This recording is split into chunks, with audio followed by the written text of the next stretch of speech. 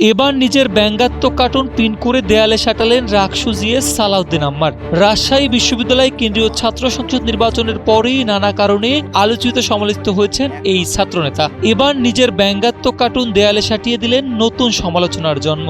বৃহস্পতিবার নিজের ফেসবুক পেজে দেয়া এক পোস্টে তিনি নিজেই জানান একথা। ফেসবুক পোস্টে রাকসুর এই জিএস লিখেন, কার্টুনগুলো যারা এঁকেছে তারা সবাই অনেক সময় নিয়ে গেছে। এটা আঁকতে যদি 10 মিনিটও লাগে তাহলে সেই 10 মিনিট তার জীবনের মোট সময়ের 10 মিনিট। আজরাইলকে রিকোয়েস্ট করেও 1 সেকেন্ড পাবেন না জেনেও আমার জন্য 10 মিনিট সময় নষ্ট করেছে। তাই শিল্পীদের প্রতি সম্মান জানিয়ে দেয়ালে ঝুলালাম তাদের কার্টুনগুলো। ফেসবুকে দেওয়া ছবিতে দেখা যায় তিনি একটি চেয়ারে মুখে হাত দিয়ে বসে আছেন, আর তার পেছনে লাগানো আছে তারই ব্যঙ্গাত্মক সব ছবি। বিভিন্ন সময় বিভিন্ন কার্টুনিস্টের মাধ্যমে কিংবা পত্রপত্রিকায় এসেছে এই ছবিগুলো। 5+ স্টার রেটিং প্রাপ্ত দেশের সর্বোচ্চ বিদ্যুৎ সাশ্রয়ী ওয়ালটন এসি। স্মার্ট কমফোর্ট এখন নেক্সট লেভেলে। সেগুলোই পিন করে দেয়ালে সাটিয়েছেন আম্মার। তার এই পোস্টটি সামাজিক মাধ্যমে ব্যাপক হাস্যরসের খোরাক জুগিয়েছে। অনেকেই এই কাজের ইতিবাচক প্রশংসাও করছেন।